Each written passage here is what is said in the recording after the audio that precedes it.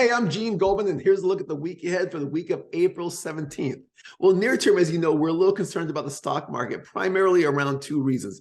First of all, the economy is slowing, maybe, likely, probably we're headed towards a recession. But since inflation is so high, the Fed will still have to keep raising interest rates. We saw data last week that confirmed that the economy is slowing. For example, retail sales came in below expectations, but at the same time, inflation is still pretty elevated.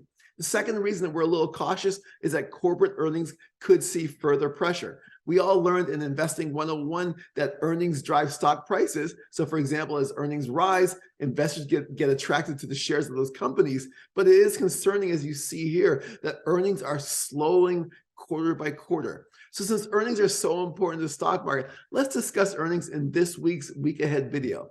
So first quarter 2023 earnings season began last week. And I want to caution you, it's very early, but earnings began very strong with some big banks exceeding expectations. But this is likely going to change as more companies release earnings. This week, we get 62 companies in the S&P 500 releasing earnings. Next week is 177 companies. Next week is a big week for S&P company earnings releases.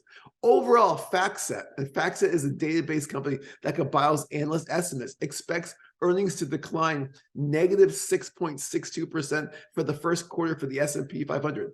If that number does materialize, this will be the second straight quarterly decline in earnings and the largest decline since the second quarter of 2020 when earnings fell 31.6%.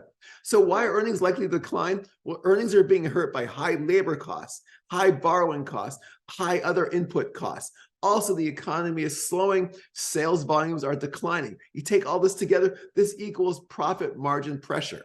We do think earnings could actually worsen, especially as banks continue to tighten lending conditions, and we're seeing this already, and the possible fact that we could have a recession around the corner, which will slow overall sales. So the big takeaway this week is that earnings headwinds will continue to pressure profit margins. We're watching carefully earnings results over the next couple of weeks, but more importantly, we're watching and listening to what company managements are saying about the rest of the year. So for the entire 2023, FactSet expects earnings to rise 0.81% for 2023. In September of last year, the same estimate for this year was 10.5%. So earnings have been ratcheted down dramatically. We think they'll be ratcheted down even further.